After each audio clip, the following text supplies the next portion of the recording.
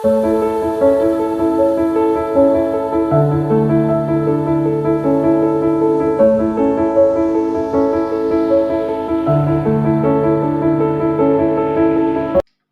very good morning to all the English literature lovers. Friends, आज मैं आपकी सेवा में एक नया चैनल खोलने जा रहा हूँ जिस पे ये मेरा पहला वीडियो है। चैनल का नाम है English language and literature with Vipin Raj. Friends, I will try to make you understand easy on this channel. Hope you all will enjoy this lecture. मैं कोशिश करूँगा कि बहुत ही सिंपल लैंग्वेज में हर स्टैंडर्ड का स्टूडेंट जो है इसको समझ सके, पढ़ सके। और इस चैनल में हमें इंग्लिश लिटरेचर के बारे में हर एक चीज़, चाहे वो फ्रॉम वेरी बिगनिंग क्लास से हो या किसी हायर लेवल तक हो, किसी भी स्टेट का जैसे सेट है या COCET है, नेट, JRF, किसी भी चीज़ के लिए आप तैयारी कर सकते हो यहाँ से। मैं कोशिश करूँगी इस सीरीज़ में, अगर आप लोगों ने मुझे सपोर्ट किया तो मैं कोशिश करूँगी इस सीरीज़ को कंप्लीट करूँगा मैं, कि हर 2-3 दिन के बाद एक नया आपको मैं वीडियो पोस्ट करूँगा।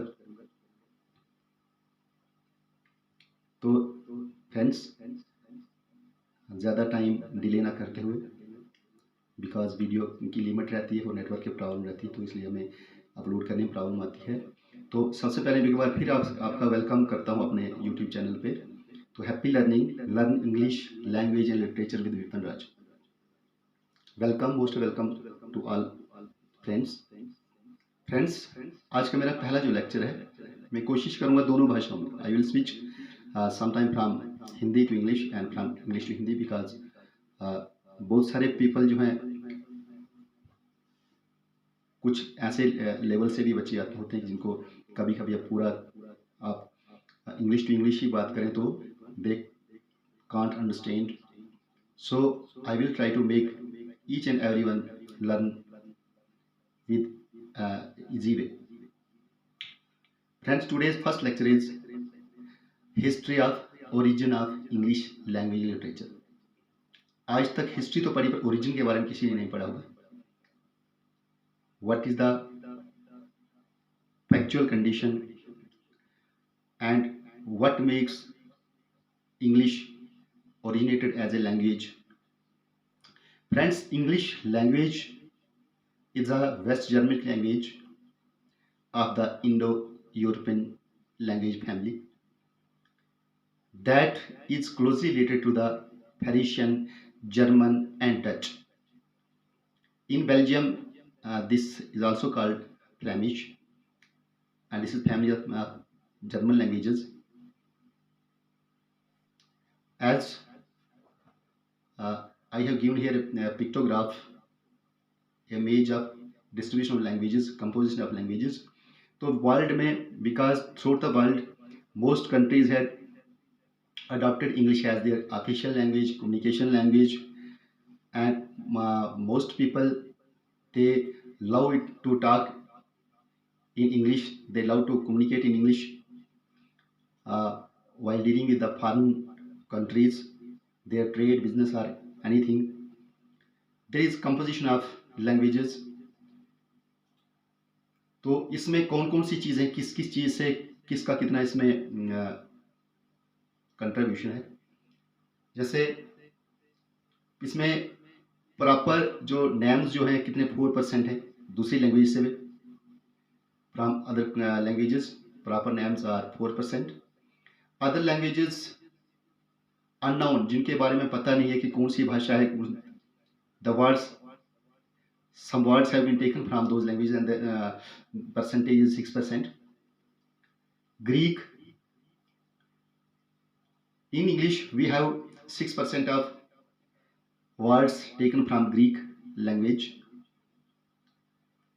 After all, a big family of Germanic languages तो जर्मनिक लैंग्वेजेस जो है जिसमें हम ओल्ड या मिडिल इंग्लिश की बात करेंगे, ओल्ड, नॉर्स और डच जिस भाषा को हम कहते हैं, तो इसका कंट्रीब्यूशन में 26% है। 26% जो words are taken from Germanic languages.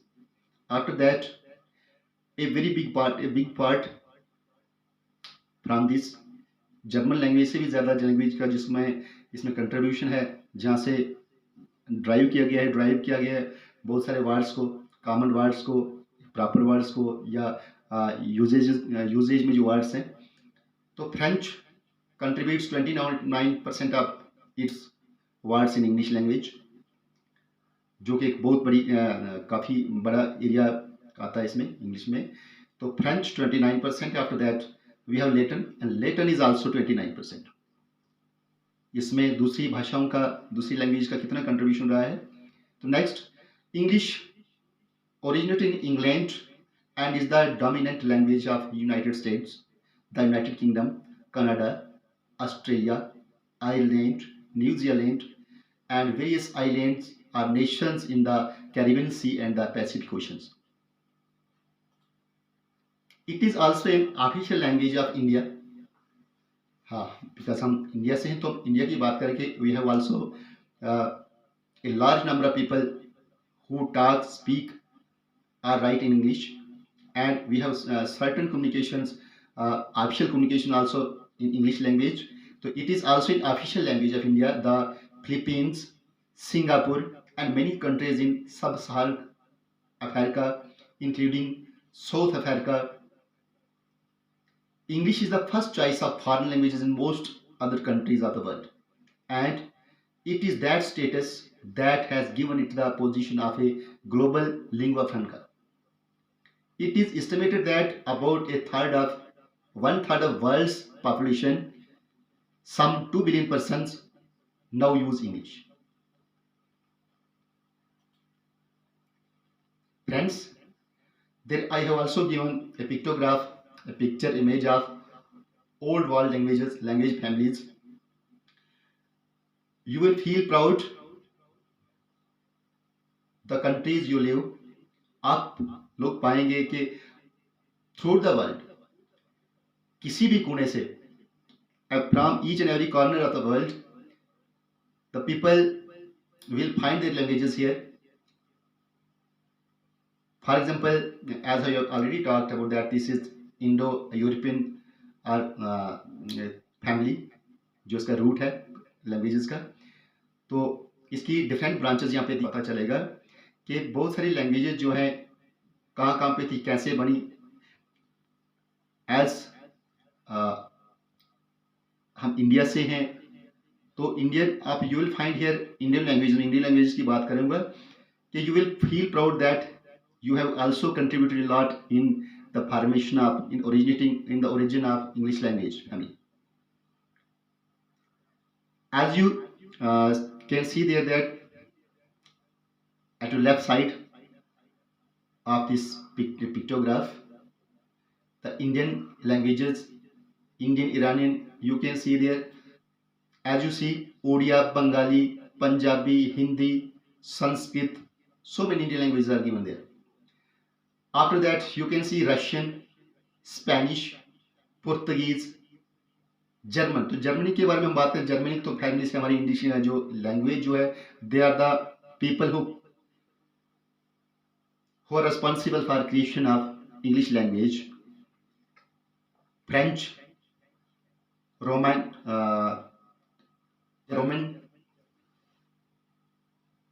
तो इस तरह से बहुत सारी लैंग्वेज यहाँ पे दी हुई है।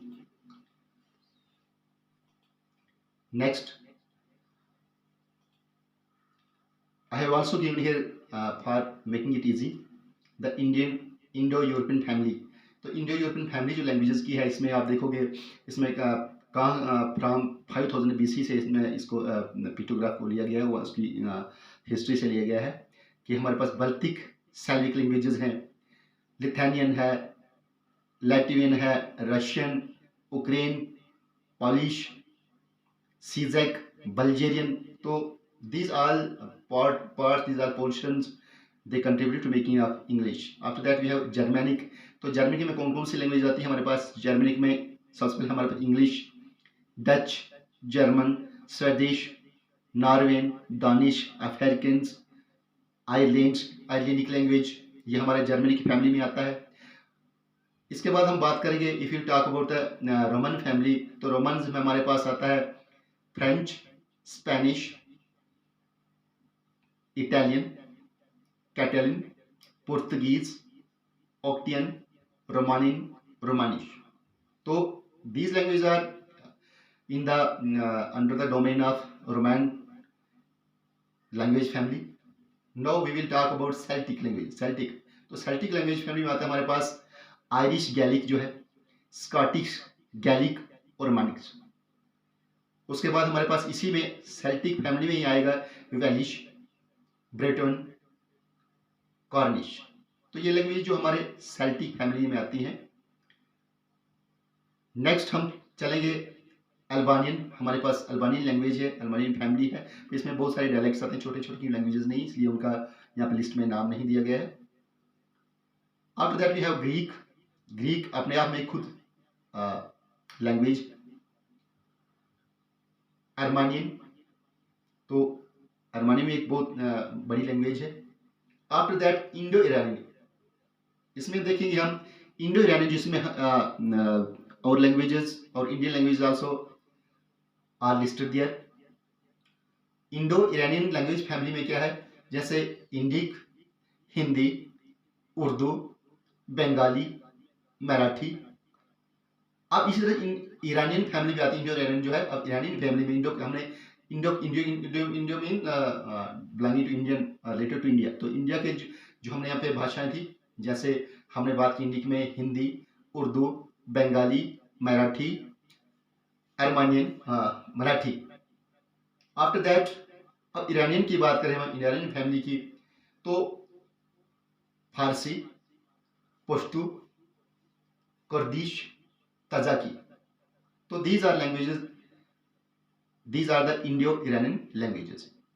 तो फ्रेंड्स, आई होप आपको इस चीज़ के बारे में क्लियर हुआ यहाँ पे कि हमारी जो Indo Iranian Indo European language family जो है, इसमें कौन कौन सी लैंग्वेज और किस ब्रांच में कौन सी लैंग्वेज आती है या किस पार्ट से वो आती है। हमने वर्ल्ड लैंग्वेज का जो पिक्चर ऊपर देखी थी, उसमें भी हमने देखा था। एक बार आप दोबारा से उसको दोबारा रिवर्स करके आप देख सकते हो। तो ये सारी लैंग्वेजेस ट्री था बना, लैंग्वेज ट्री था। उसमें कभी कभी कुछ चीज़ें नज़दीकी से देखना पड़ती थी नज़र। तो इसलिए मैंने क्लियर एक आपको वेरी क्लियर बनाने के लिए, वैल्यू बनाने के लिए मैंने ऐसा किया कि एक नई और लिस्ट यहाँ पे दी आपको लिख के, और उनकी हेड कौन कर रहे हैं। जैसे बल्टिक सालिक थी, उसमें कौन सी लैंग्वेज आई, जर्मैनिक में कौन सी आई, रोमान में कौन सी आई, सेल्टिक में कौन कौन सी लैंग्वेज आई, अल्बानियन, ग्रीक, जर्मन, या उसके बाद इंडो ईरानियन फैमिली जो हमारी अपनी इंडिया की अभी इसमें लैंग्वेज शामिल है। तो next, as you are talking about language, तो सबसे पहले मैं क्योंकि मैंने कहा, मैं आपसे प्रॉमिस कर चुका हूँ कि मैं आपको वेरी सिंपल वे से पढ़ाने की कोशिश पढ़ाने नहीं बल्कि आपके साथ शेयर करने की कोशिश करूंगा। तो लैंग्वेज जो है, एक्चुअल लैंग्वेज होता क्या है? लैंग्वेज की डिफरेंट डेफिनेशंस है। There are so many definitions of language, but in easy way I will share with you that the language refers to the oral or verbal medium of communication that takes place in the communication or sharing of thoughts. तो thoughts को जब हम share करते हैं, जो हमारे एक medium है, तो एक हमारी लैंग्वेज है जिसमें हमारे अपने थॉट्स, व्यूज या इवेंट्स को हम शेयर करते हैं through different mediums. But as we are talking dealing with the English language, and in case of English language की अगर हम बात करें, अभी हमने, क्योंकि मैं आपको ब्रीफ एक इंट्रोडक्शन दे रहा था लैंग्वेज इंग्लिश के बारे में, अब हम इसकी गहराई में जाने वाले हैं। हमने ऊपर से इसके देखा कि इंग्लिश लैंग्वेज है क्या, कहाँ से आई, किन किन लोगों से मिल के आई है, या किसका इसमें कितना कंट्रीब्यूशन रहा है। बट अब हम इसको बिल्कुल बारीकी से देखेंगे, ताकि कहीं से आपको कहीं क्वेश्चन आए एग्जाम में, किसी भी लेवल से आए, तो आप उस क्वेश्चन को कर पाओ। आपसे ये छूटे ना कि इसमें चीज़ें हमने पढ़ी तो थी, पर हमने ऊपर ऊपर से पढ़ा था, तो इसलिए हम कोशिश करें, मैं धीरे धीरे आपको उस गहराई में ले जाने की कोशिश कर रहा हूँ। तो as we are dealing with the English language and it is and in its case English language took its origin from different tribal dialects, क्योंकि लैंग्वेज और डायलेक्ट, डायलेक्ट, अब लैंग्वेज क्या होता है, लैंग्वेज हमने बात की जैसे लैंग्वेज क्या है, तो लैंग्वेज ऐसी एक ऐसा मीडियम जो कि हम अपने दिल के बातें, थॉट्स, वेव्स या कम्युनिकेशन जो हम किसी मीडियम से, मान लो राइटिंग में बोल के हम दूसरों तक बता सकते हैं, पर उसका एक स्क्रिप्ट होता है,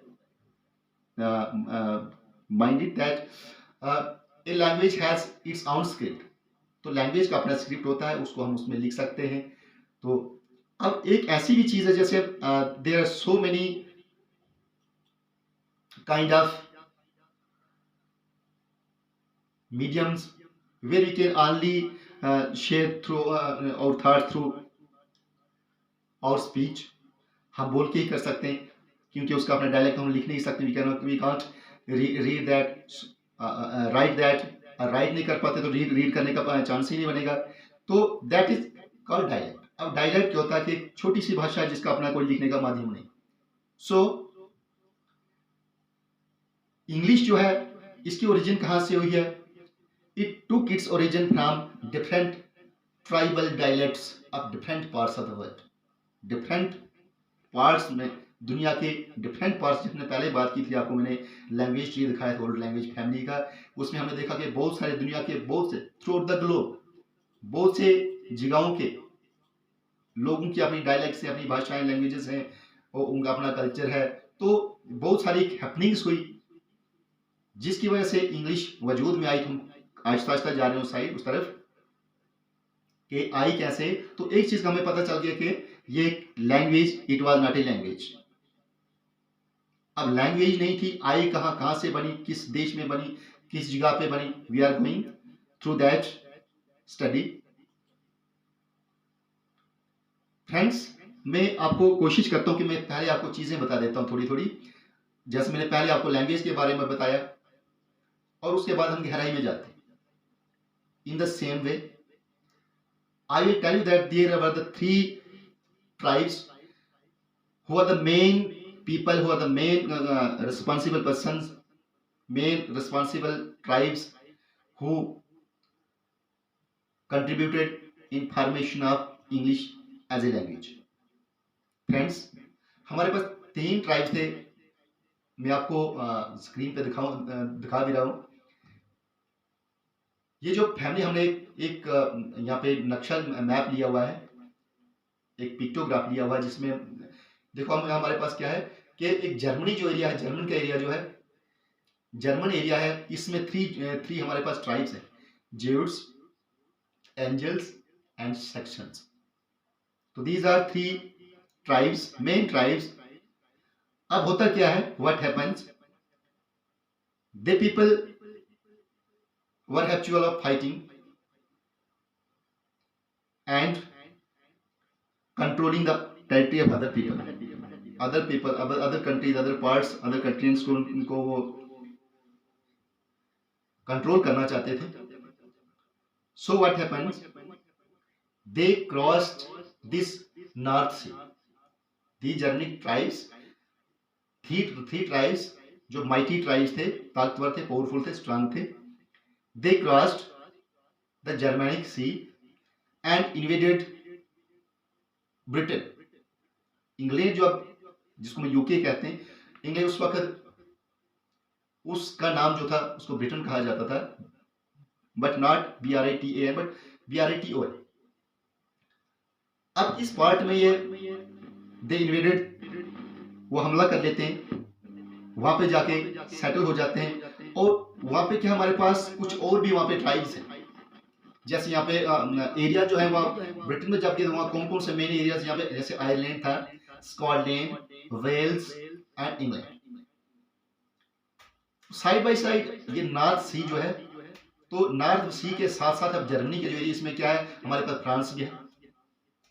तो so many people are living there they were divided in some tribes, small tribes. तो जब इन्होंने यहाँ से चल के जब ब्रिटेन में पहुंचे,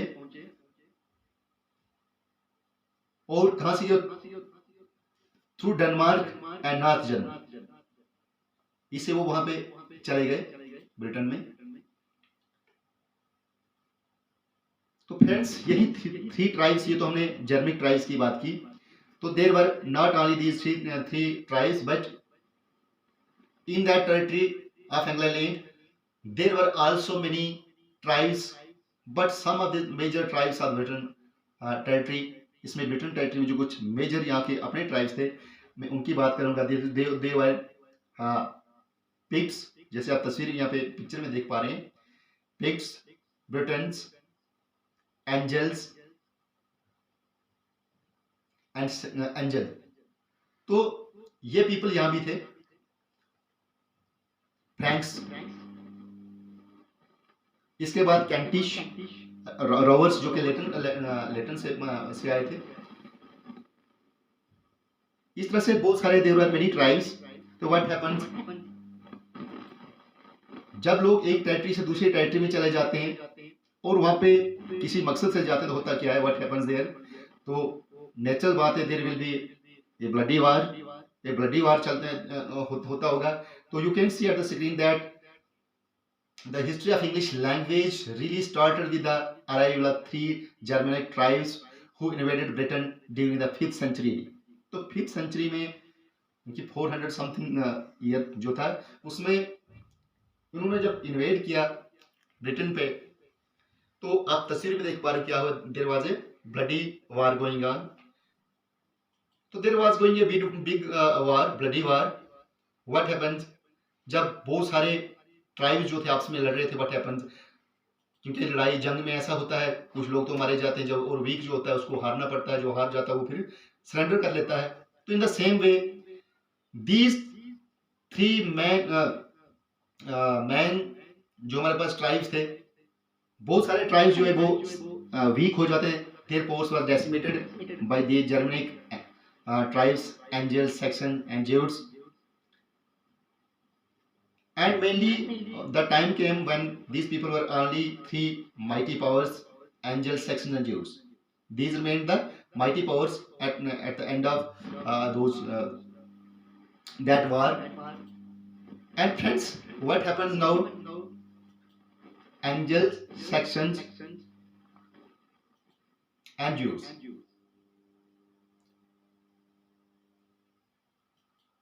They came to a compromise, and what happens? They have tried to control Britain gently.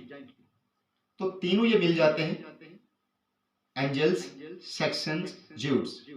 इसके साथ साथ में एंट्री हो जाती है रोवर्स की भी, वाइकिंग की पर उनका थोड़ा बाद में होता है। तो इंग्लैंड में होता क्या है, England in the ancient times, जैसे मैंने पहले आपको बोला कि अब क्या हुआ कि इसमें बहुत सारे जो ट्राइब्स यहाँ पे आए, एंड इंग्लैंड के अपने ट्राइब जो थे, इन सब ने मिलकर क्या किया, एक ब्लडी वार हुई। तो लास्ट में फाइनली कि माइटी जो होता है, पावरफुल जो होता है, वो सर्वाइव करता है, और बाकी जो तो डेसिमेट हो जाते हैं, उनको हारना पड़ता है, सरेंडर करना पड़ता है, उनको नुकसान हो जाता है। तो इस तरह से हुआ क्या कि इंग्लैंड जो था, जहाँ पे ये इंसिडेंट हुआ, ब्लडी वार हुआ ट्राइब्स के बीच में, तो एक्चुअली व्हाट वाज इंग्लैंड, तो England in ancient times was not a nation, but it was a territory occupied by multiple tribes, multi-origin people. For example, Vikings, Celts, Rovers, the people from Latin, and then Danes, and so on. Many tribes were there by 450, यानी 450 जो सदी है, year है। तो उस time तक ये लोग वहाँ पे, ट्राइब्स वहाँ पे रहते थे, और एक नेशन नहीं था, क्योंकि ट्राइब्स दूर दूर रहते थे, उनका कोई एक सेटअप नहीं था, सोशल और डेमोक्रेटिक सेटअप नहीं था, पॉलिटिकल सेटअप नहीं था, और छोटे छोटे रजवाड़े होते थे। So the people they always try to control the other's territory by invading a war against each other. तो इस तरह से तीन जो ये हमारे पास ट्राइब्स थे, एंजल्स, सेक्शन जो सेक्शनी से आए थे, जो पार्ट ऑफ जर्मनी जो था जिसको हम सेक्शनी बोलते थे, सेक्शनी से आए थे इसलिए उनको सेक्शन कहा जाता था। एंजल्स, सेक्शन और ज्यूट्स जो थे ये सर्वाइव कर रहे हैं। अब इस तरह से now these tribes got mixed with the Briton people because they wanted to control them, they wanted to have अपनी एडमिनिस्ट्रेशन वहां पर चलाना चाहते थे। इसलिए उन्हें क्या कि उन लोगों के साथ अपना एक बिहेवियर जो था एक उनको सुधारने की कोशिश की ताकि वो लोग उनकी बात में आ जाएं, उनके अंदर काम करने, काम करने के लिए तैयार हो जाए। तो लोग what happens, there were some dialects major हमारे पास डायलेक्ट्स वहां पे आ जाते हैं कुछ उनके हर एक ट्राइब जो था उनका अपना डायलेक्ट था, हर एक पार्ट जो था उनका अपना एक अलग सा डायलेक्ट था। But we were talking about main और मेजर डायलेक्ट्स। तो major dialects of English, old English languages जो थे वो क्या था, नॉर्थम्ब्रियन कहाँ पे बोली जाती थी, in northern England and south eastern Scotland. इस पार्ट की भाषा जो थी, डायलेक्ट जो था वो था नॉर्थम्ब्रियन था। अब मैरिशियन है, मैरिशियन सेंट्रल इंग्लैंड का जो पार्ट जो था वहां की जो डायलेक्ट थी उसका नाम मैरिशियन था। And third one the Kentish. तो Kentish was the language, Kentish was spoken in southeastern England, and the fourth major dialect was West Saxon, and it was spoken in the southern and southwest England. No friends, हमने बात की tribes के बारे में and what happen, उनके invasion के बारे में, और फाइनली क्या हुआ। अब इस पार्ट में क्या हो रहा है इंग्लैंड में, अभी आपने लैंग्वेज फैमिली जो है पिक्चर के थ्रू में आपको दिखा रहा हूँ, जैसे इसमें बताया गया है, जैसे स्कॉट, गैलिक है, सेल्टिक है, तो लो लैंड स्कॉट्स हैं। अब नॉर्दर्न पार्ट है यहाँ पे, वेस्ट मिडलैंड है, ईस्ट मिडलैंड। और फ्रेंड्स ईस्ट मिडलैंड जो है बहुत ये एक इम्पॉर्टेंट एरिया है, इसके बारे में आपको नोट करने क्योंकि क्वेश्चन आता है कि आखिर कौन सा ओरिजिन था, कौन सा पार्ट था, कौन सी भाषा थी जिसका मेन किरदार रहा कि उसको फिर इंग्लिश में उसको कन्वर्ट किया गया, जिसने इंग्लिश को बनाया। तो ईस्ट मिडलैंड है फ्रेंड्स, इसमें इसको नोट करेंगे आप। तो इसके बाद हमारे पास है साउथ वेस्टर्न पार्ट है, साउथ ईस्टर्न पार्ट है। अब कॉर्निश, सेल्टिक यहाँ पे है। तो नेक्स्ट पिक्चर में दिखाने की कोशिश करूंगा कि पीपल, अब लैंग्वेज बाउंड्री इनकी और डायलेक्ट बाउंड्री जो, तो लैंग्वेज बाउंड्री आप देखो रेड कलर में मोटी जो लाइन इसको दिखाया गया है थिक लाइन से, एंड शार्प लाइन जो है ग्रे कलर में, इससे डायलेक्ट की बाउंड्री को दिखाया गया है। तो आप देखो यहाँ पे एंटोनिया वाल है, ये एरिया है। तो इस तरह में कुछ मेन जो डायलेक्ट उनकी बात करूंगा, जैसे यहाँ पे मैं नॉर्थम्ब्रियन है, जैसे हमने पहले भी पढ़ा लिस्ट में, नॉर्थम्ब्रियन में है, मैरिशियन है, वेस्ट सेक्शन है, जो ये हम ब्लू एरिया में देख रहे हैं, ये लाइन, ये जो लैंग्वेजेस इनकी हैं, इनके डायलेक्ट जो है। तो नॉर्थम्ब्रियन है टॉप में ऊपर, इसके साथ में ही नीचे मैरिशियन है, मैरिशियन इस पार्ट में मैरिशियन लैंग्वेज जो डायलेक्ट बोला जाता है। उसके बाद इसके साथ में ही नीचे वेस्ट सेक्शन है, इनका अपना डायलेक्ट है। आफ्टर दैट अब छोटे से पार्ट में लंदन के नीचे आप देख पाएंगे कैंटिश, तो इनका अपने कैंटिश जो एरिया है इनके अपने जो डायलेक्ट उसका नाम क्या है, कैंटिश है। इस तरह से इस पिक्चर के जरिए भी आप इस लैंग्वेज को समझ सकते हैं, लैंग्वेज फैमिली को समझ सकते हैं कि ये कौन सा पार्ट था, कहाँ पे कौन कौन से डायलेक्ट बोले जाते थे। नेक्स्ट फ्रेंड्स, हम एंग्लो सेक्शन पीरियड में पहुंच चुके हैं। एंग्लो सेक्शन, इनकी एंग्लो और सेक्शन जो ट्राइब्स जो थे, अब उनका कंट्रोल इस पार्ट में चल रहा है, ब्रिटेन में चल रहा है। तो ये ओल्ड, सबसे पहले पुरानी जो इंग्लिश जो है उसी टाइम से अब पुरानी इंग्लिश का वजूद शुरू हो जाता है, ओरिजिन शुरू हो जाती है। तो इसमें क्या है, हमारे ट्राइब्स हैं जैसे सेल्ट्स हैं और रोमन्स हैं। तो दीज पीपल, इनकी लैंग्वेज क्या है, सबसे पहले इंडो यूरोपियन लैंग्वेज वहाँ पे आई, इस पार्ट में इंडो यूरोपियन भाषा बोली जा रही है। इसके साथ में जर्मनी का असर हुआ, तो जर्मनी भाषा बोली जा रही है। उसके बाद ओल्ड ट्रेडिशन यहाँ पे बोली जाती थी, इस पार्ट में बोली जाती थी through the tribes, by the tribes, but now we are transforming, we are going to enter a new era, that is the era of old English। और ओल्ड इंग्लिश जो है, इससे पहले हमने पढ़ा कि इंडो यूरोपियन लैंग्वेज थी, Germanic थी, ओल्ड फेरिशियन थी, उस पार्ट में बोली जाती थी जो मेजर लैंग्वेजेस थी। बट अब इंग्लैंड में हम पहुंच चुके हैं, एंग्लैंड जिसको बोलते हैं, या ब्रिटेन। तो जब बहुत सारे ट्राइब्स ने, जो माइटी ट्राइब्स यहाँ पे आए, along with those weakened tribes, जो कमजोर ट्राइब जो, वो भी इनके साथ मिल गए। तब आहिस्ता आहिस्ता क्या होता है कि अब ये एंजल्स और सेक्सन्स और ज्यूट्स जो है, इनका यहाँ पे रोल चारों साथ में, आपको पहले ही बताया था आपको कि Viking people they were from the Latin, और उनकी भाषा लेटिन थी। तो वाइकिंग भी यहाँ पे एंटर हो जाते हैं, इनके साथ मिल जाते हैं, और this people they compromise with each other and started ruling that territory commonly. तो ओल्ड इंग्लिश जो है, इसमें ओल्ड इंग्लिश का ओरिजिन हो जाता है सबसे पहले, क्योंकि डिफरेंट डायलेक्ट्स जब मिल जाते हैं तो कुछ कॉमन हमारे पास वर्ड, क्योंकि भाषा का वजूद ही ऐसे होता है कि कुछ हमारे पास कॉमन साउंड्स, कुछ कॉमन गेस्चर्स, कॉमन वर्ड्स का यूज जब हम करते हैं, ताकि so that we can express our ideas with each other, because language is responsible for everything. Language is very powerful thing. किसी भी देश में काम करना, चाहे वो हुकूमत का काम हो, कंट्रोल करना है, डेवलपमेंट करना है, कुछ भी है, तो language plays a very important role.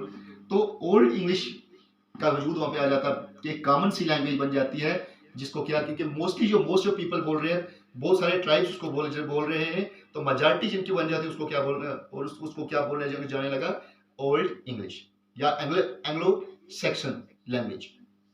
तो एंग्लो सेक्शन जो है, इसके बाद हमारे पास एक नया एरा आ जाता है, दौर आ जाता है, एजेस आ जाती हैं, मिडिल इंग्लिश, जो कि अब नॉर्मन और फ्रेंच। अब देखो यहाँ पे नॉर्मन की जब बात करें, मिडिल इंग्लिश की बात करें, तो यहाँ पे क्या होता है, मैं अभी आपको बताने जा रहा हूँ, आगे बताऊंगा, लेक्चर में बताऊंगा कि एंग्लो सेक्शन के बारे में ही पहले हम पढ़ेंगे। क्या इसमें बहुत सारे जो है इंसिडेंट्स हुए हैं, बहुत सारे कोलिजन हुए हैं, बैटल्स हुई हैं, ब्लडी बैटल्स हुई हैं, तो बहुत टाइम लगा इनको, 100 ईयर्स 200 ईयर्स इनको लगे हैं, 450 से लेके 650 तक नॉर्मलसी लाने में। तो पहले हम इधर की बात में एक और भी आपको दे देता हूँ इसका फिलहाल हम जिस पीरियड में अभी हम पहुंचे, जिसमें पहुंचे वो कौन सा पीरियड है, एंग्लो सेक्शन पीरियड है, जिसको हम कहते हैं Anglo Saxon period, because these were the two mighty powers, and इनके नाम से ही इस एज को एंग्लो सेक्शन एज कहा गया। चलो हम एक और भी दे देते हैं मिडिल इंग्लिश का भी, क्योंकि हमने पढ़ना तो कंप्लीट तो हमने सीरीज करनी है, हम वीकली या 2-3 दिन के बाद जैसे भी आप लोगों का सपोर्ट रहेगा तो मैं वीडियो डालता रहूँगा। तो मिडिल इंग्लिश जो है, नॉर्मन, इसमें क्या, नॉर्मन और फ्रेंच दो लैंग्वेजों का बहुत ज़्यादा असर रहता है, क्योंकि अब नॉर्मन किंग है, इसमें क्या होता है कि नॉर्मन किंग जो यहाँ पे हमला कर लेता है नॉर्मंडी से आके, उनको किंग ऑफ नॉर्मन कहा जाता है। And friends, this is a date called 14th of November 1066, 1066, बहुत ही इंपॉर्टेंट डेट है। इस नेट के एग्जाम में भी आता है, बहुत सारे जो नेशनल इंटरनेशनल लेवल पे के एग्जाम जो उनमें भी डेट आती है। तो 1066 यानी 1066 इसको बोलते हैं, बहुत ही इंपॉर्टेंट एक ईयर है। और इसमें कौन सा दिन था, किस दिन से एंग्लो सेक्शंस का पीरियड खत्म हो जाता है, यानी कि इनका एक यहाँ के एक राजा था जिसकी मौत हो जाती है, मैं आपको डिटेल में बाद में बताऊंगी, अभी बताऊंगा तो सारा कुछ हो जाएगा, तो you will not take interest. तो इनका किंग जो था उसको मार देता है विलियम द कंकरर। विलियम कौन है, द किंग ऑफ नॉर्मन है, तो नॉर्मंडी से आया है, तो नॉर्मन किंग भी, और इसी वार को नॉर्मन वार भी कहा जाता है, वॉर ऑफ हेस्टिंग्स भी कहा जाता है। तो इस तरह से नॉर्मन पीरियड शुरू हो जाता है, और इसमें नॉर्मन और फ्रेंच जो है दो लैंग्वेजेस का बोलबाला रहता है मिक्स, और इसमें क्या है, इंग्लिश को थोड़ा सा ये स्ट्रेस कम देते हैं। Next we will move to early modern age. तो अर्ली मॉडर्न इंग्लिश जो है, इसमें लैंग्वेज की जो स्टाइल है, कम्युनिकेशन स्टाइल में जैसे वावल की शिफ्ट हो जाती है, ग्रेट वावल शिफ्ट इंग्लिश रहना सा, उसमें इंटरनेशनल ट्रेड वगैरह में इंग्लिश का यूज होता है। And next age is the late modern English, late modern English age. तो इसमें इंडस्ट्रियल रेवोल्यूशन जो काफी इसका इम्पैक्ट रहता है, इसमें इंडस्ट्री जो है रेवोल्यूशन कर लेती हैं इस इंग्लिश के रोल से। एंड फाइनली टेक्नोलॉजी और jargon और स्लैंग। तो ये इंग्लिश में आज के जो इंग्लिश में जो चेंजेस आ रही हैं, तो इसके बारे में ये है। तो ये एजेस हैं, सम एजेस हैं, but we will talk about these changes in detail in the next in those proper videos. तो उन प्रॉपर वीडियोज में इनकी बात करेंगे हम। तो now friends, as we are in the Anglo Saxon age, we are dealing with the Anglo-Saxon age, and the first influence of the people who come from Saxony known as Saxons on the area known as Britain or England। इनके Britain जो है, England जिसको क्या कहते थे पहले, इंग्ला, INGLA, England, England भी कहा जाता था, या BRITON ब्रिटेन कहा जाता था।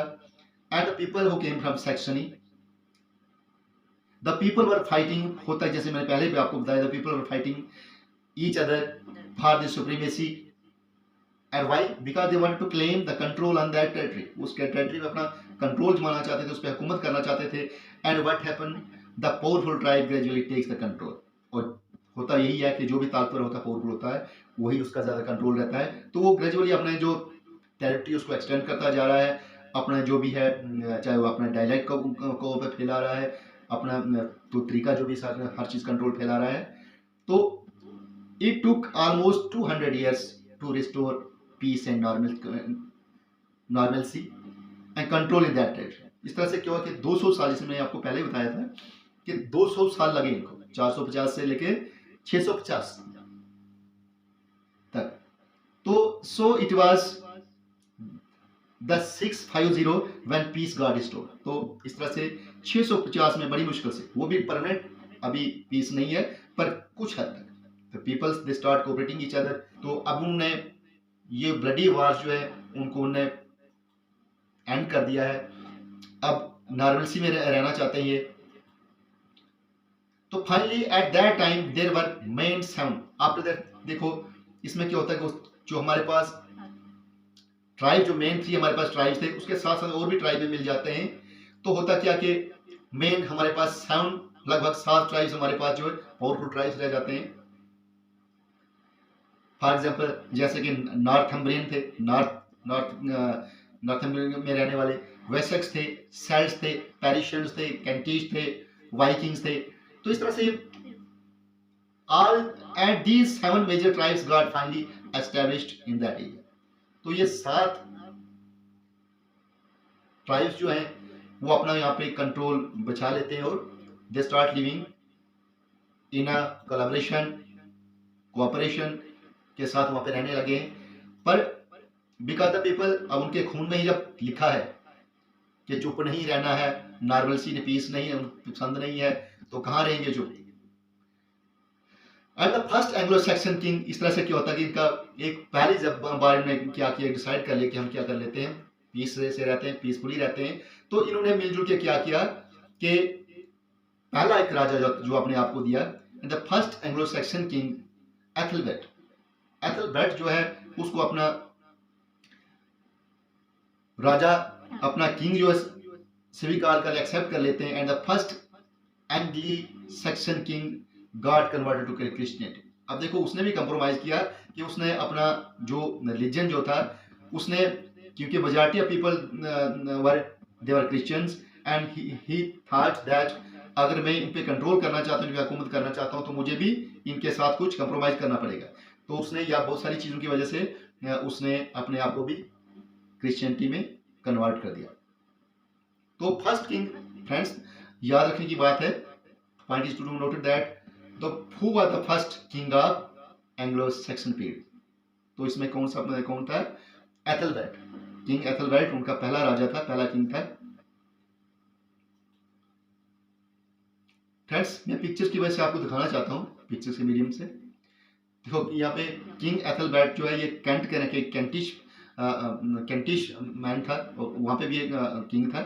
तो ये यहाँ पे first time Anglo Saxon period king बना है।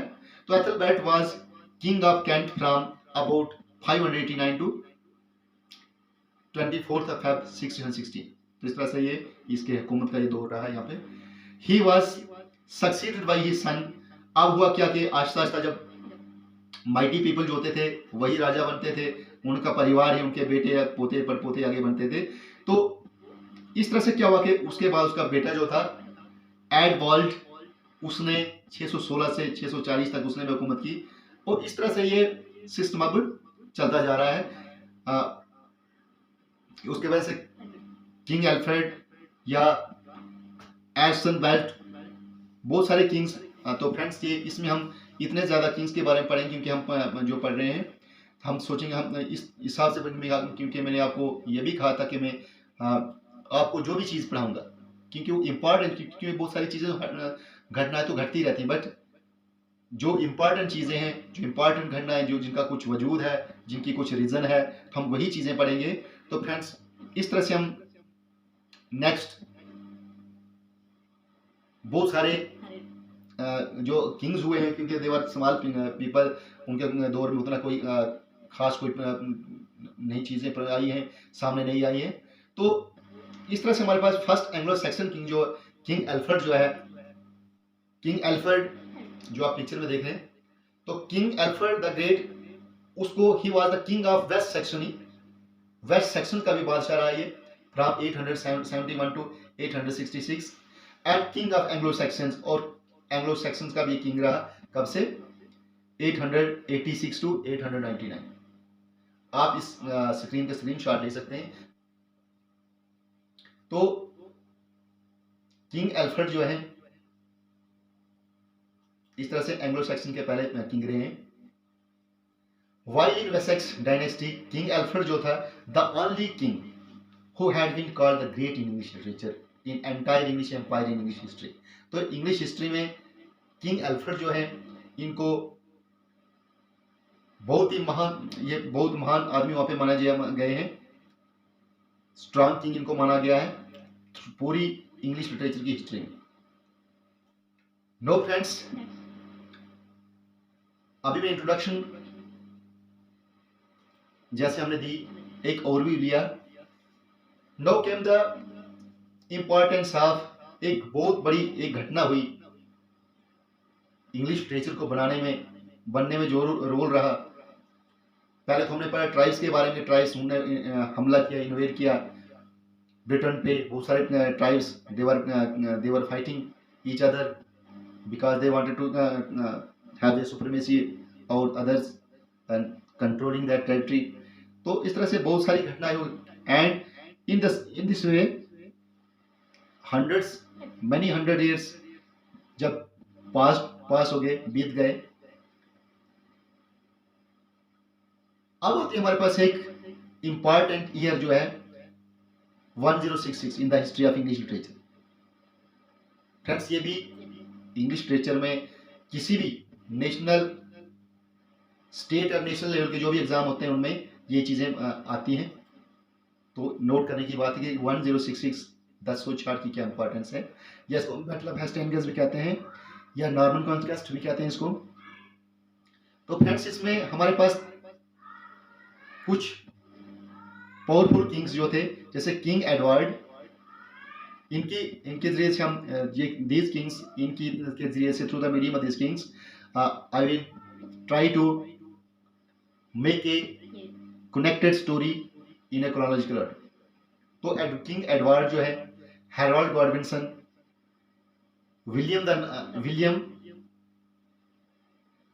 द नॉर्मन किंग जो था, या William the Conqueror, he was famous as the William the Conqueror. Now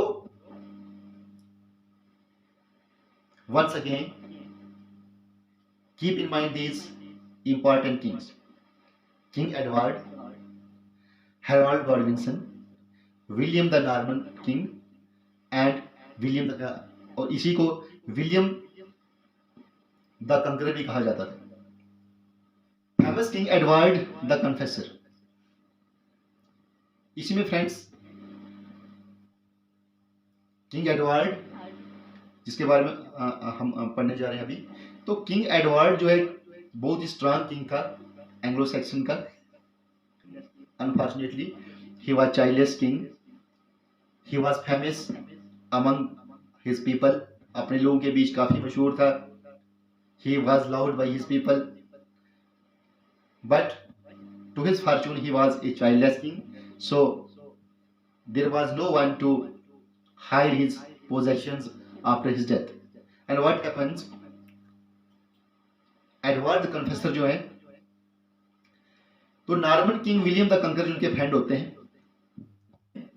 तो विलियम द कंकरर ये कहां के बादशाह थे? He was king of Normandy and he was a close friend of famous king Edward. जो पहले जिस किंग के बारे में पढ़ा हमने, किंग एडवर्ड के बारे में, इनके काफी क्लोज फ्रेंड थे विलियम द कंकरर, फ्रेंड थे एडवर्ड द कन्फेसर के। और एडवर्ड कन्फेसर कौन है? He is a childless king. William first one जो है द कंकरर जो है रिमेन्ड ड्यूक ऑफ नॉर्मंडी। ये नॉर्मंडी के, इससे पहले जो नॉर्मन में रहते थे, ये तो नॉर्मन पार्ट में रहते थे, तो ये नॉर्मंडी के भी किंग रहे हैं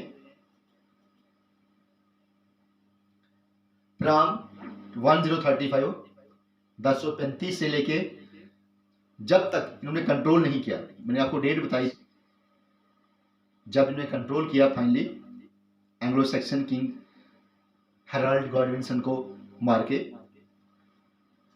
एंग्लो सैक्सन पीरियड जो है, इसमें इनके जो ब्रिटेन के या इंग्लैंड के जो किंग हैं वो हैरोल्ड गॉडविनसन है। एंड हैरोल्ड गॉडविनसन कौन है?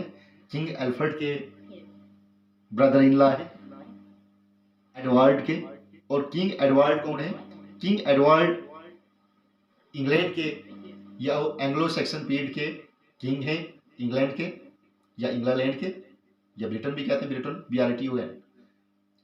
And he was a close friend of William the Conqueror. William the Conqueror के क्लोज फ्रेंड हैं।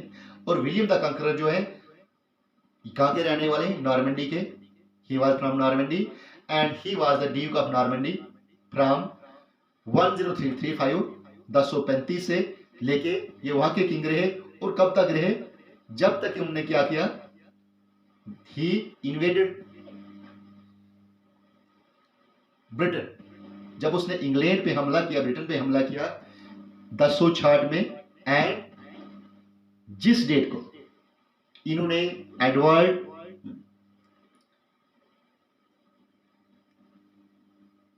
द कन्फेसर जो किंग जो है, उनके मरने के बाद गॉडविनसन जो किंग है, उन्होंने क्योंकि फोर्सिबली कंट्रोल किया था इस टेरिटरी पे, एंग्लो सैक्सन टेरिटरी पे, ब्रिटेन पे, इंग्लैंड पे। और because William the Conqueror was promised by his friend Edward the confessor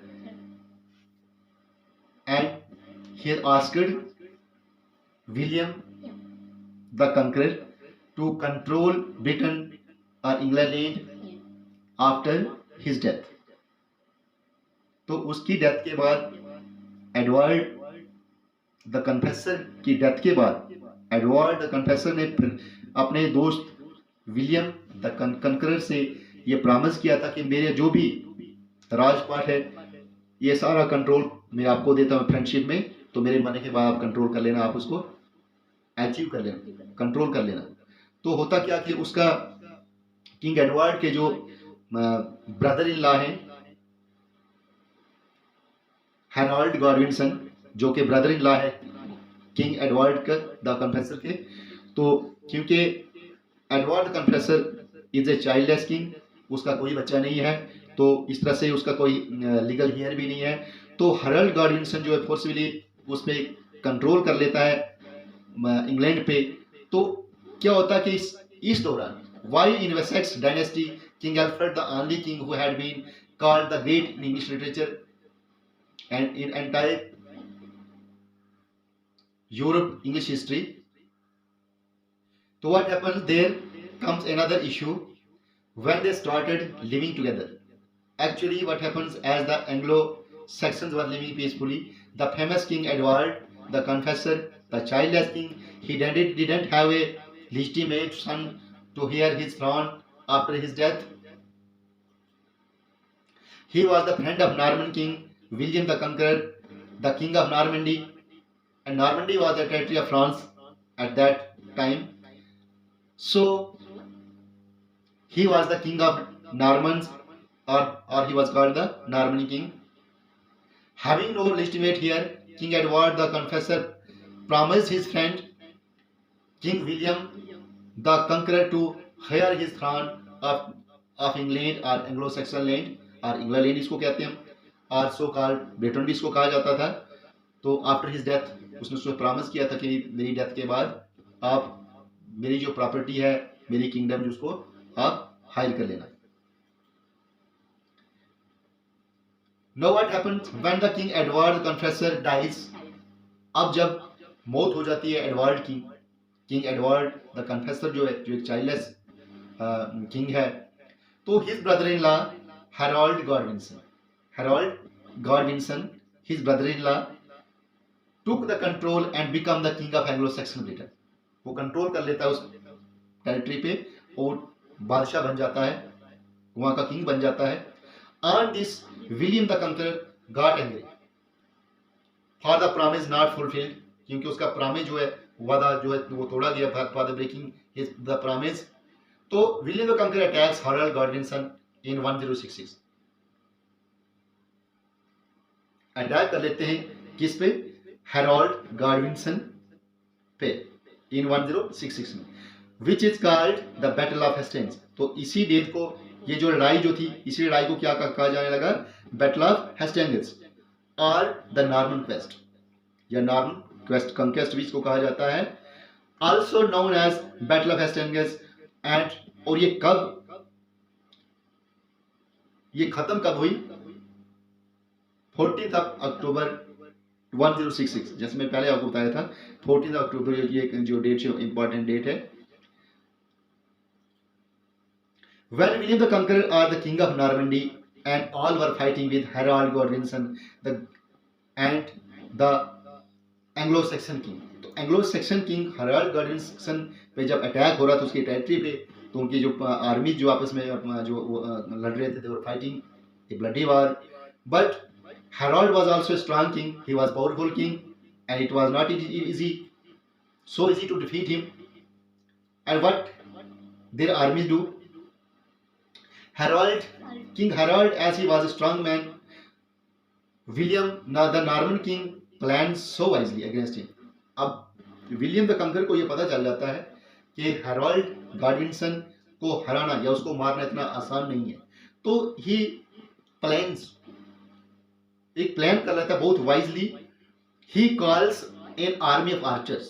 अब ये सोच लेता है कि मैं ऐसा कर लेता हूं कि घोड़ों पे जाके या तलवारों से लड़ाई, क्योंकि नजदीक तो आने वाला नहीं उसकी आर्मी ने उसको पूरी तरह से घेर के रखा हुआ था उसके डिफेंस में.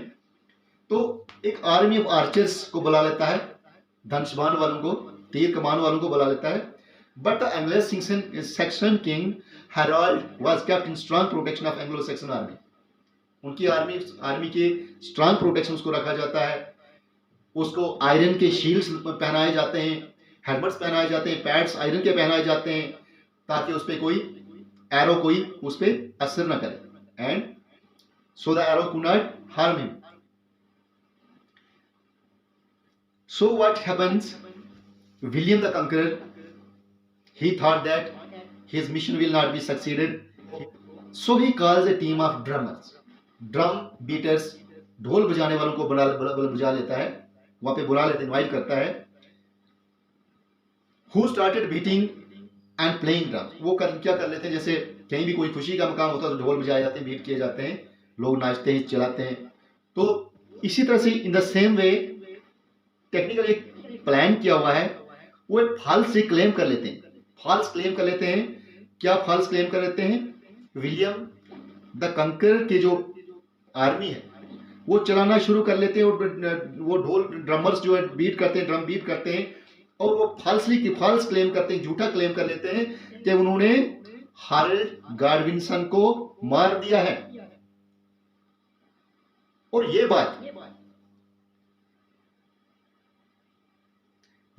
जब हारल्ड गाडविनसन की आर्मी द पीपल वो सुनते हैं, जब the Anglo Saxon army they start dispersing themselves, वो वहां से भाग दौड़ शुरू करना शुरू हो जाते हैं, वहां से भागना शुरू हो जाते हैं। तो what happens when the people were dispersing, the army of Anglo Saxon king Harold Godwinson, they were dispersing, they were running away from the battlefield. So what happens? To make assure them, Harold Godwinson, to assure his army that he is live, he is not dead, and he was not harmed by the army of William the Conqueror. तो इस बात को जाहिर करने के लिए क्या कर देता है?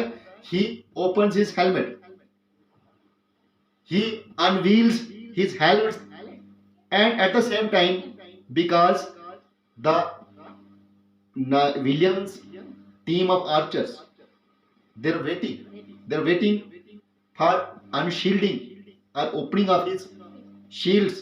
तो जब वो हेलमेट अपना उतार लेता है, the archers shot him in his head, in his eye, and shot him in his eye and died on the spot. Friends, this also comes a question कि किंग हराल्ड को किस जगह पे मारा गया? तो he was shot in his I and with which, किस weapon के साथ? तो एरो के साथ, because the team of archers, one of the team of archers, they shot him with arrow in his eye, and on the spot Harold Godwinson got died. So the Norman king William claimed the victory and took control over Britain और एंग्लालैंड, जिसको एंग्लालैंड भी कहते थे, या Britain कहा जाता था उसको। तो इस तरह से क्या होता है? And the date was 14th of October 1066, the important date which comes in every competitive exam। 14 अक्टूबर 1066 को क्या होता है? The Norman king William, he kills through his archers the king Harold Godwinson, the king of Britain of that time, and who was the Anglo Saxon king William the Conqueror जो है, he is a Norman king, he kills Godwinson and claims the throne, claimed the victory and took control over Britain or England. Friends, इसी date के साथ साथ क्या होता है? The 14th of October 1066, the age of Anglo-Saxon period comes to an end. Anglo-Saxon जो हमारा period है यहाँ पे खत्म हो जाता है, और यहाँ से पीरियड जो शुरू हो जाता है वो अब नॉर्मन किंग जो है, कौन सा पीरियड हो जाता है? The start of Norman period. Friends, end of Anglo Saxon period and start of Norman period is 14th October 1066. The date is to be noted. This is a very important date. So thank you friends, thank you for bearing me, thank you for watching my video, and I hope अगर आपको अच्छा लगा हो या नहीं भी, कहीं भी कमियां तो बहुत सारी रहती हैं, पर कहीं आप you can suggest me what to do in the next video, and please comment, like, share with your friends for the general cause, and please subscribe my channel so that it could support me, ये मुझे support करे ताकि मैं next video बनाने की तैयारी करूं जल्दी से जल्दी। तो please friends, like, comment, share and subscribe my YouTube channel learn English language and literature with Vipin Raj. Thank you friends, bye.